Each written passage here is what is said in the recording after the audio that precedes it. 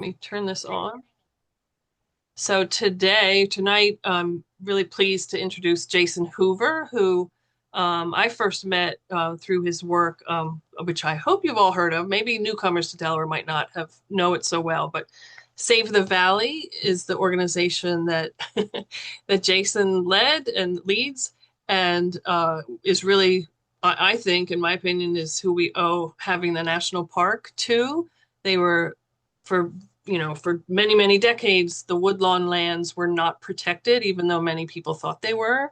And Save the Valley was a coalition of folks that got together to make sure they became protected. And even now, there are still some woodlawn parcels up there behind the big stores on 202 that are not yet protected, but at least we got maybe the bulk of them protected, and we owe Jason and Save the Valley to that. So um, beyond that, Jason, I'll let you introduce yourself in any other way you'd like to and carry on.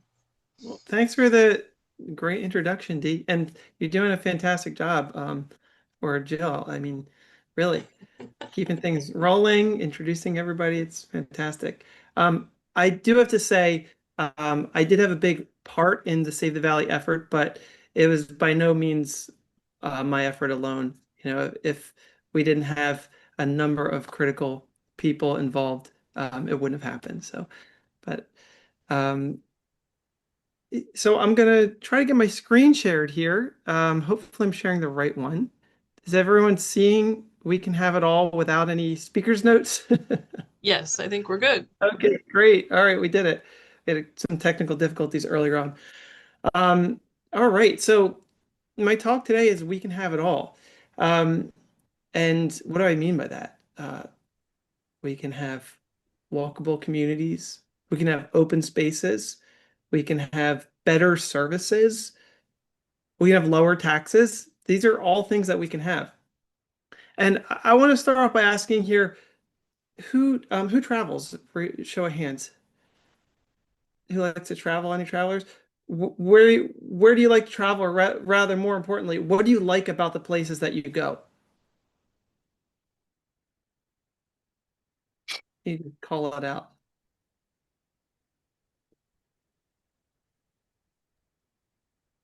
I like to go places where I can hike and or did in the past, do day hikes with somebody bringing backpacks. And I include a lot of England, France. Day hikes. That's a Yeah, good Sport. day hikes, on a sort of you hike around an area over the course of a week. So like you're talking about trails or are you talking about in urban landscapes as well? Um, Trails that would also go to small towns. Small You get to towns. go through and pick up your run sometimes. Hike through several small towns and then get taken back to your hotel for the night, or usually changing the hotel for each night, so you Yeah, can start out I think fresh. you're really hitting on the place that you go typically are walkable. Like we like to go to places that you can walk around. You don't need to drive from place to place. Places that kind of feel like they're meant for people. Places that have open space nearby. Um, we can have that too. And what I want to talk to you about is this paradox. It often feels like we have to choose between walkable communities or lower taxes, choose between open space or economic growth, between affordability or fiscal responsibility. The underlying assumption is that these goals are somehow in conflict and that pursuing one necessarily undermines the others. This assumption feels intuitive, but it's also wrong. When we look closely at how local economies actually work, a different picture emerges.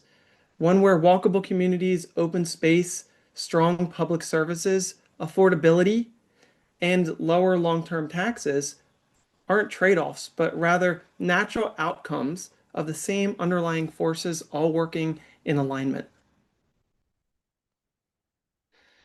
Do we have any small business owners out there? Does Small anyone business recognize? owner. Okay, great. So you're probably familiar with this equation, right? Profits equals revenue minus expenses. Look familiar? So the profits, how much we take home, has to do with how much we take in minus our costs. All right. And um, governments work exactly the same way as small businesses. The scale is a lot bigger, but the math is the same. So first thing we're going to do is look at the revenue piece of this equation. All right. So the way that governments get money is through taxes and fees. And there are kind of three main buckets. I'm sure you could think of something that falls outside of these buckets, but this is pretty much everything. The first one is income taxes, and that's based off of the amount you earn. The second is fees and fixed fees. So like, maybe like your water bill, you get a bill for whether you use it or not, and then maybe based off your usage. And then the third one is property taxes, and that's based on assessed value. And tonight we're going to be focusing on this third one, assessed value, because it's the dominant revenue source at county and city levels. And even when we look at the state, you could see this is taken from the Urban Three. Um, they mapped out, they're a consulting firm and they consult for municipalities about how to create uh, more productive governments. And they show here that what do we estimate? About like 75% of our revenue sources come from property related. And then in Newcastle County is pretty similar. We've got 64% are related to property and 36% others. So property is a really, really, really big part of how we get revenue. All right, so we talked about assessed or property values, or assessed value. So um, for those who aren't familiar with assessed value is basically um, your property is worth a certain amount. You pay a certain percentage of that in taxes each year. So if your assessed value is $500,000 at this tax rate, your property bill might be $4,300. Or if you have a lower assessed value, $300,000, then your property bill is assessed at 2580. So the property taxes we create are based off of the value that we put on that land.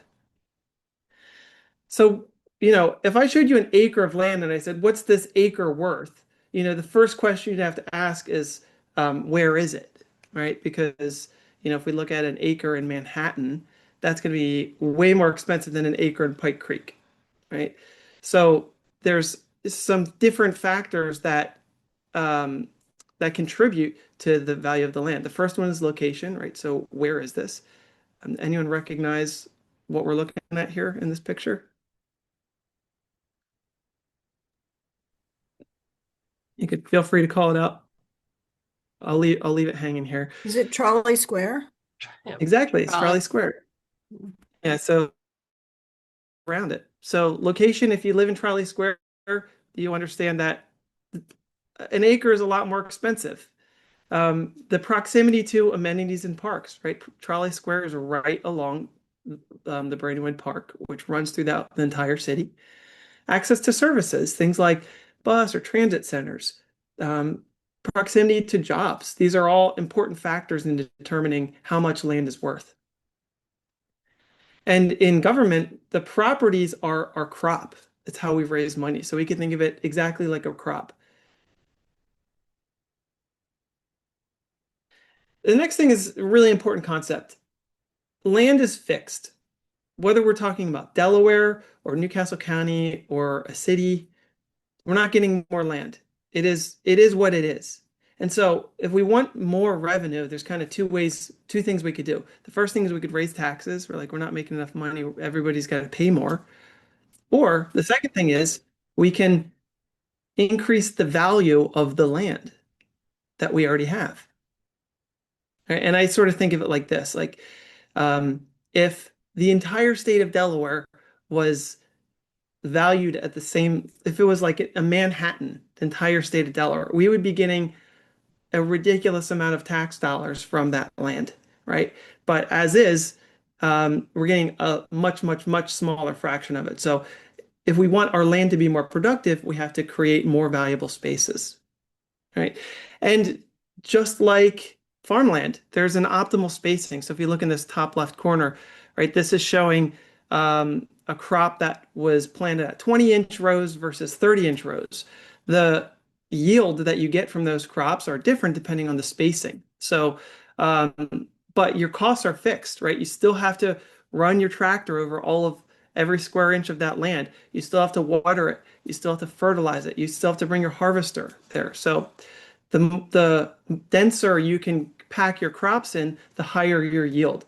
And that's the same thing with housing. So large suburban lots might have expensive housing, but the value per acre is actually very low compared to compact development. And we're going to get into that in a minute here. So the big takeaway here is that the higher the density, the higher the value. Even when suburban homes are bigger, newer, and more expensive, they still generate less than half the value per acre of a traditional city neighborhood. So here's a comparison that we're going to be looking at throughout the presentation tonight. I'm comparing Cool Springs in the city. It's 3 blocks here that I'm comparing. I've highlighted in green. And I'm comparing it to Bayberry Estates in Middletown. And if you count the number of houses on the right, it's about the same number of houses as those 3 blocks there on the left. So in Cool Springs, the homes are about $400,000. And in Bayberry, they're about 460, 500 a piece.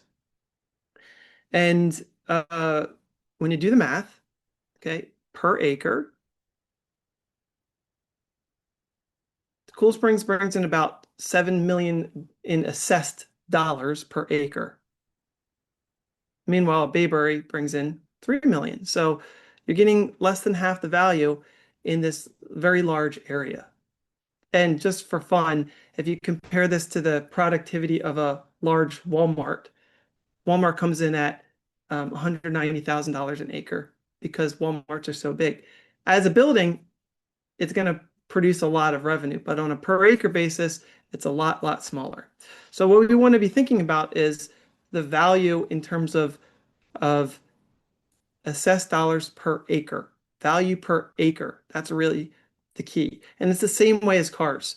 You know, when you talk about how far a car can go, you don't think about well, this truck has a bigger tank, so it's a better car, right? No, we know that a truck has a larger tank than a small electric vehicle or a hybrid vehicle, right? What we really care about is not how many miles it can go, but how many miles per gallon, right? So it's the same deal here. We're looking at the miles per gallon version of um, of our land. So in the left, you get higher density and higher value. And in the right, you see lower density and you see lower value, even though the homes are about the same price. And before we move to the cost side of the equation, right, it's important to pause and fully account for all the factors that amplify revenue. Density and location establish a baseline, but for certain features, certain features dramatically increase the value produced per acre of land. Two of the most powerful are parks and walkability, right? So here is Central Park, and it's pretty incredible when you look at it from this perspective because you can see just how big the park is, and you can see just how dense it is around the park. The city has determined that the value of having the park exceeds the value of developing the park. Think about that for a minute, right? This is the most expensive land arguably in the world, right? And having this park here exceeds the value of developing it. Parks raise the value of everything around it. It creates a sense of place. It gives people a place to be and an identity. And it also increases property values. Of all of these buildings, the ones that are the most expensive are the ones that are along the park. And of the ones that are along the park, the sides that are facing the park are the most valuable. So even within a building, its proximity to the park is a huge factor. Properties closest to parks consistently hold the highest value, and the pattern is visible in major cities and local neighborhoods alike. The next factor is walkability, right? Walkability increases value. People consistently pay more to live in walkable areas, and that translates directly to higher assessed value and more tax revenue per acre. The more walkable the community, the higher the value. Now we're going to move to the expenses. Revenue is only half the story. Expenses matter just as much. So the biggest expense is infrastructure costs. Can anyone name some infrastructure that we make use of every day? Call it out. Roads. Roads. That's a big one. Anyone else? Police, fire, EMS. Those are coming, but they're not infrastructure. Sewers, roads, Sewers. all that stuff that supports all this build out in big space. Well done. Utilities. Sewers, roads, utilities, electric, gas, water, bridges. These are all infrastructure. And they all have different life cycles. They all have different expenses. The most expensive thing that we can possibly pay for is the sewer system. It's actually the most expensive project the county has ever undergone. It's relining the brand new 100 sewer system. It cost $500 million, and this is just one neighborhood. So infrastructure is an enormous cost, and we'll look at kind of how much it of the pie of our budget it takes. Something important to note is that the cost of the infrastructure scales with distance. The more spread out the development, the more the costs are, right? Compact developments are more efficient than spread out developments. So if we compare these two neighborhoods again, we look at the annualized cost, we can make some estimates in how much it costs per year. Roads, which are like surprisingly expensive, it costs about $100 a foot to pave roads, and they last about 10 years. We've got sewer systems, we've got stormwater systems, we've got water, there's other utilities actually that I didn't even include in here. So the total estimate is approximately $20 per foot per year. So when we compare the costs to maintain the infrastructure on these two neighborhoods, and by the way, I'm not picking on Bayberry. It just happens to be just an average, big spread out development and a new one. The cost to maintain Cool Springs is about $160 per year per house. And we can make other estimates, but you'll see the same patterns emerge. Meanwhile, in Bayberry, it costs $1,300 to $1,600 per year per house. And that's 8 to 10 times more per house, just in costs alone. So even though we were looking at, earlier when we were looking at the revenues were about half, but the costs are 8 to 10 times more. So this is what we see in the county's capital budget, right? So there's two budgets. There's the capital and there's the operating.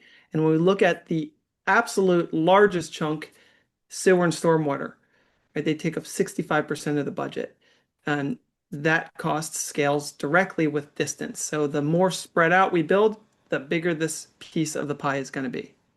All right, now we're into public services. So, right, we have infrastructure, but we also have to service, right? Someone has a heart attack. You got to go take them to the hospital. Right? House catches on fire. We have to have police, right? These also scale directly with distance.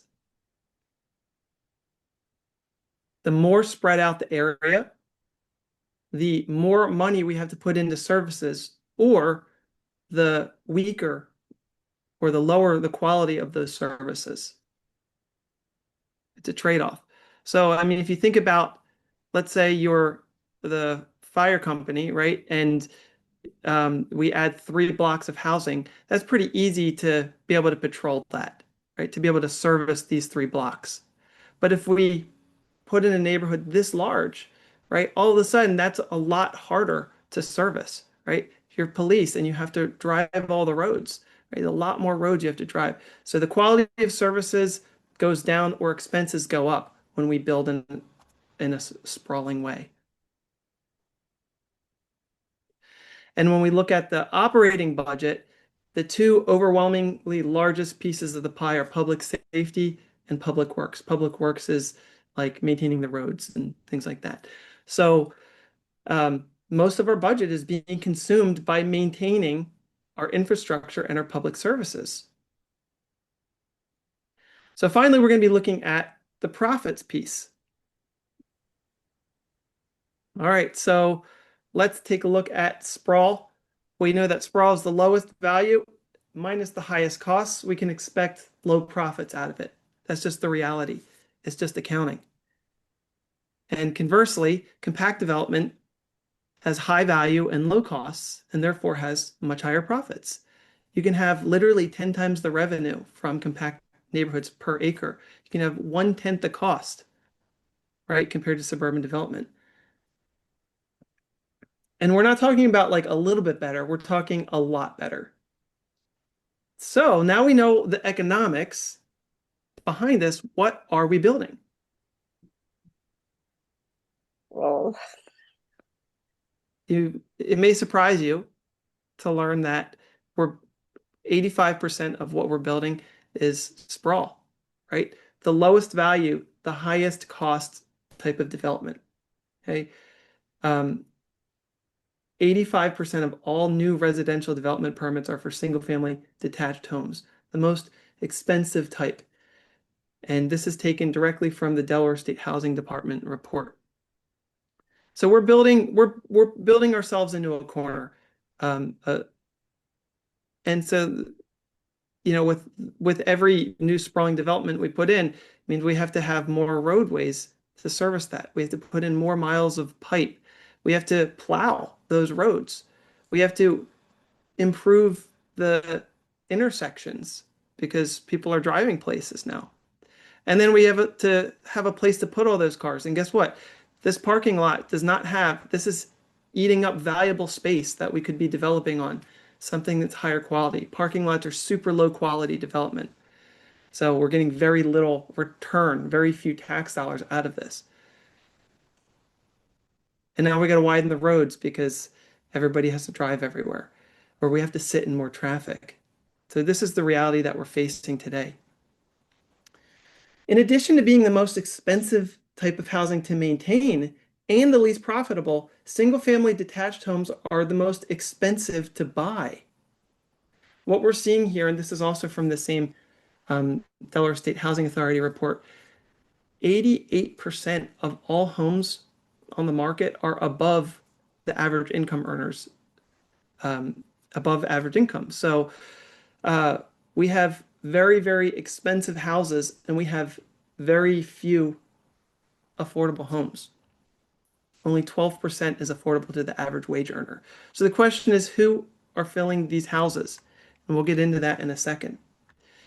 If you look at Delaware's population over time, in 2020, we hit the 1 million person mark, and we're now above it. We're growing. Who are we growing?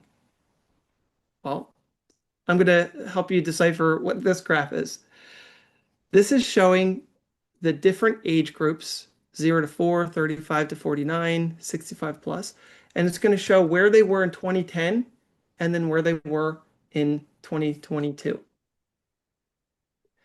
You can see the largest growth was the 65 plus. In 2010, it grew 63%.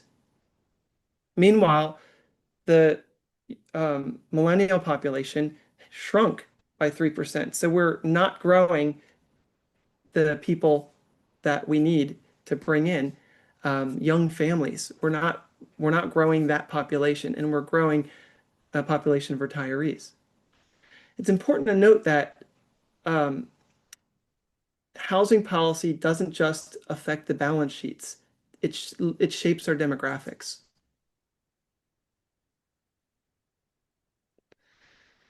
Young people aren't just residents, they're economic engines. They fill the workforce, they start businesses, they attract employers, and they spend money in ways that create local economic activity. But as you can see, if you look at our demographics, something alarming is happening. Over the last 12 years, the millennial cohort shrunk while the retired population has grown by 65%. And this shift really matters. Retirees are important members of the community, but they don't contribute to the workforce in the same way. They don't attract employers the same way, and they don't create the same kind of economic velocity. Young people are leaving because they can't afford to live here, because we're building expensive housing they can't afford. There simply isn't enough affordable housing to go around. So we're exporting our future workforce and importing long-term service demand. And that's the opportunity cost we rarely talk about. And if you look at the projections, and this is from the Delaware State Housing Authority report, in 2010, the retiree, or the 65 and over cohort took up 14%, and by 2050, they expect it to take up 25%. So huge, huge increases.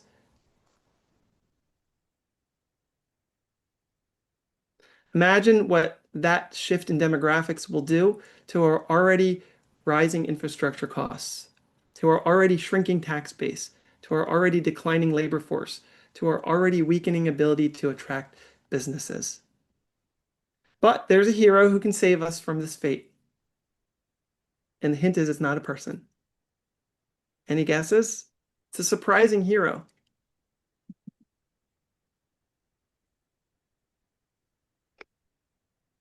No guesses. All right. The hero is affordable housing. Who would have thought? Affordable housing doesn't mean low income housing. It simply means people spend less than 30% of their income on housing. That usually means smaller homes and more compact, walkable neighborhoods. This is the big surprise. Affordable housing is actually the most profitable housing we can build. It's the highest value per acre. It's the lowest infrastructure and service cost. It wins by every economic measure. And developers like to build it when possible. But we'll find out in a minute that they can't.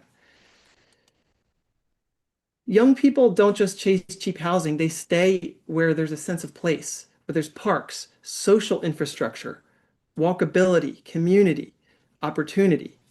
When we invest in compact, walkable neighborhoods near parks, we aren't just increasing land value, we're anchoring people to the community itself. We're creating places where young people can build lives instead of leaving. And that brings us full circle. The same things that keep young people here are the same things that maximize economic productivity per acre. This is a graph by the Urban 3, the same firm that we looked at earlier. And I think this is really interesting. This is showing the assessed value per acre. So what we're seeing here is the height. It's 3D and it's a little hard to tell in some places, but the height shows how much value per acre each parcel is bringing in. And when you look at the overwhelming, staring at us right in the middle is Wilmington. Wilmington is bringing in the highest economic value per acre.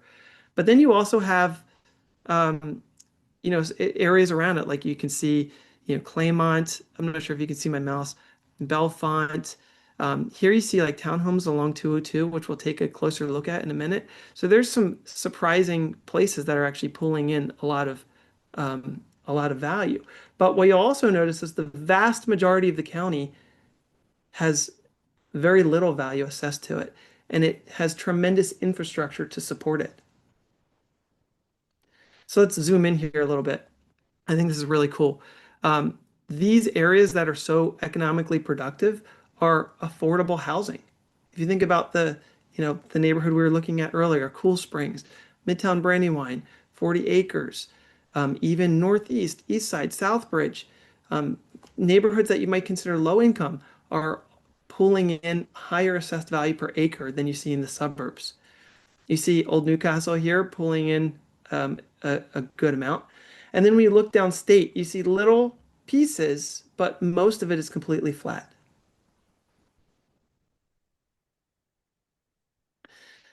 This, anyone recognize where this is? Brandywine Town Center. There you go. So what I think is so interesting about this is here's the Brandywine Town Center. And you can see on the map here, the Brandywine Town Center really doesn't bring in that much value per acre. It's kind of low. This is very surprising. And you see right here, you see this big, it's the only thing around it that's pulling in economic value. And when you zoom in and look at what it is, it's actually these tiny little row homes. So because they're so close together, they're pulling in so much money and there's so few expenses to maintain it. So, it really challenges what we think of as our economic pillars. You notice right here, these single family homes, like they barely register on here. They bring about, it looks like about as much as the Brandywine Town Center. It really changes the way we think about our land and how we use it. So we understand economics, and if this works so well, then the question is, why aren't we building it? Right? We've been creating these systems, intentionally or not, that reward fiscally destructive development. And so think of this like a door with several deadbolts on it. And this is Chuck Marone's comparison from Strong Towns. Every one of these locks has to be unbolted, unlocked in order for the door to open. If you just open one bolt, the door still can't open. So the first deadbolt is zoning. Most land actually bans compact housing, right? In most of the county, it's illegal to build compact housing. Zoning mostly only allows single family homes. Even if someone wanted to build townhomes or small apartments, they legally can't. I'm going to show you this map in a second here, but what I did was I took a look at all of the different ways all the parcels are zoned across the county, and you can figure out by zoning category which ones are fiscally sustainable or fiscally productive and which ones aren't. And 85% of all of the residential parcels, 85% of the land that represents residential parcels doesn't support healthy, fiscally sustainable development. So here's that map. Essentially, this is what you're seeing on the left is all of the zoning, and you can see this for yourself, illuminated. There's different types, and there's a whole bunch of different types, and they all have funky names, so you kind of have to look up what they are. And what I did was I unchecked every type of zoning that was fiscally irresponsible or fiscally unsustainable or not productive. And what you end up with is the map to the right. It's a little hard to see, but you get the idea. You see these blue ones, you see the yellow ones, you see these orange ones, but the vast majority of the county is zoned in a way that the only option is fiscally irresponsible zoning. Jason, can you explain the colors? Yeah, the colors there's, I don't know, maybe like 20 different types of residential zoning. And so each color represents a different type. So some might be, you can build on quarter acre lots, or some say you can build, small scale, or some say you can build mixed use development. So the colors are just the different parcels that have some sort of residential zoning on them, because you can't build residence everywhere, right? Some are zoned commercial, some are zoned industrial. And I also want to note that you'll see the city of Wilmington and Newark are not included in this map. I'm not really sure of the reason why, but they're not. So when you look at only the responsible types of zoning, then the map has many, many, many fewer choices. All right. The second deadbolt is the thing that keeps getting us stuck. It's misaligned incentives. Developers aren't doing anything irrational. They're responding exactly as the system tells them to. Developers aren't good or bad. They're entrepreneurs. They go where the opportunity is. They go where the money is. So right now we've created a system where the most expensive, land-hungry types of development is also the most profitable. Not because it's efficient, not because it's good for the county, but because we quietly socialize a huge portion of the cost. Roads, pipes, stormwater systems, emergency coverage. Those costs don't show up on a developer's balance sheet. They show up on ours. Years later, through taxes, maintenance, congestion, and stretched services. So from a developer's point of view, the rational choice is a large lot single family home. That's where the margins are. But from the county's point of view, that same development is a long-term liability. And that's the misalignment.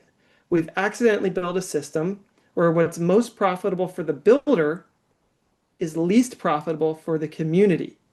And as long as those incentives stay misaligned, we'll keep getting the same outcome, no matter how many plans, studies, or moral arguments we make. The good news is the incentives are fixable. We don't need to fight developers. We don't need to ban growth. We don't need to lecture people about lifestyle choices. We just need to make the math honest. When we align what's profitable for developers with what's sustainable for the county or the state, the system starts working for us instead of against us. So here's some ways that we can fix some of the incentives. The first one is density bonuses. Density bonuses allow a developer to build more units than zoning would normally allow in exchange for providing a public benefit. That public benefit can be affordable housing units, building near transit centers, small unit sizes, or missing middle housing, which we'll talk about in a minute, reduced parking, environmental or open space preservation. Essentially, do something for us, we'll do something for you. The second one is tax breaks. If a developer produces more value per acre and costs less to maintain over time, it makes sense to recognize that upfront through tax breaks. The next one is faster permitting. Time is money in development. If efficient, well-located projects take years to get approved, while inefficient ones sail through, we're sending the wrong signal. We're telling people we want you to build the wrong stuff, right? Faster permitting is one of the most powerful incentives we have, and it doesn't cost taxpayers a dime. Anyone remembers going to Disneyland?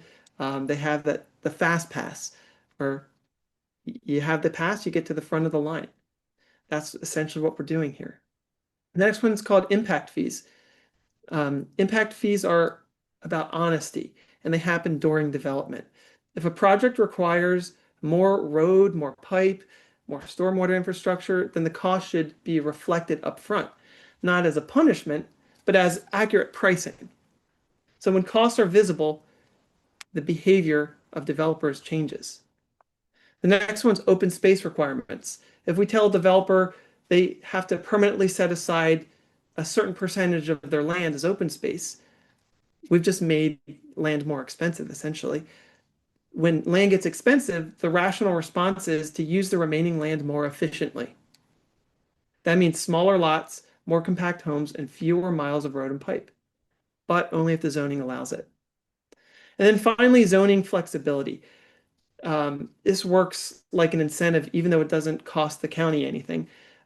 Basically, you're legalizing more efficient housing types and making it easier to make them more profitable for developers to build them. And there's many more incentives at our disposal. This is just to give you an idea of some of the things that we can do to realign the incentives of what's best for us with what's most profitable to be built. All right, and the third deadbolt is the missing developers. So let me explain what you're looking at. This is called missing middle housing. So right now, mostly the only housing that gets built, which we've seen, is single family homes.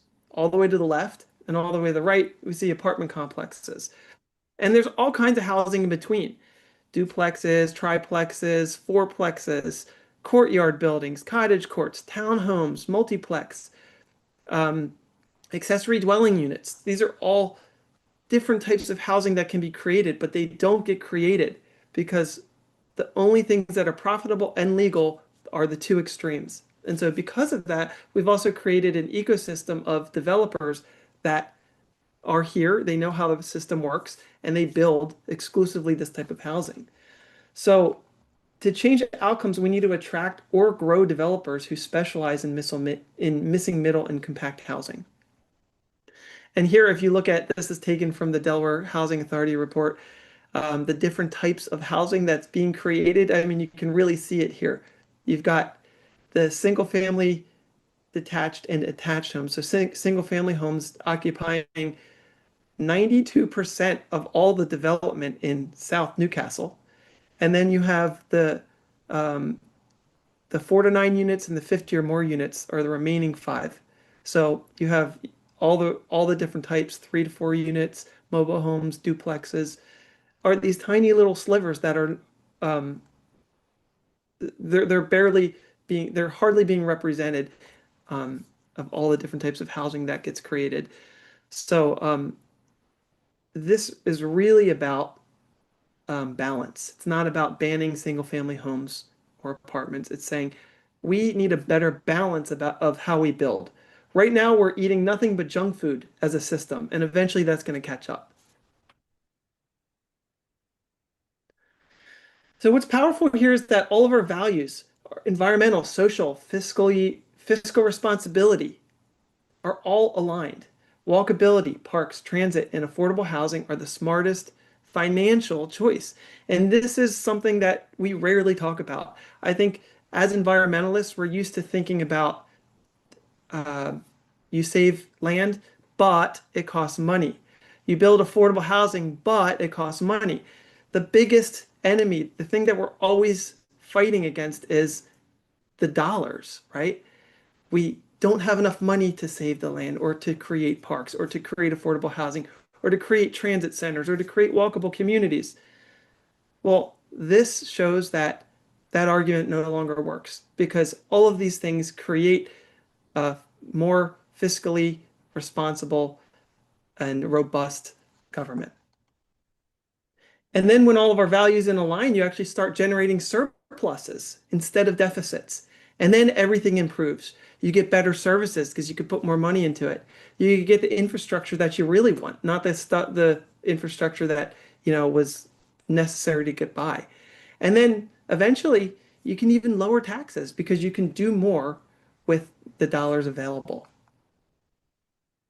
And the big takeaway of the night is that everything we care about is already pulling in the same direction naturally. We don't have to choose between affordability, sustainability, and fiscal health. These goals only appear to be in conflict because the rules we've created allow them to point in different directions. When we build places that reflect how economies actually work, the outcomes we want follow naturally. We can bring those goals back into alignment and we can have it all. Let's discuss. All right, awesome, Jason. Really thought-provoking. So I'm sure there are some questions out there.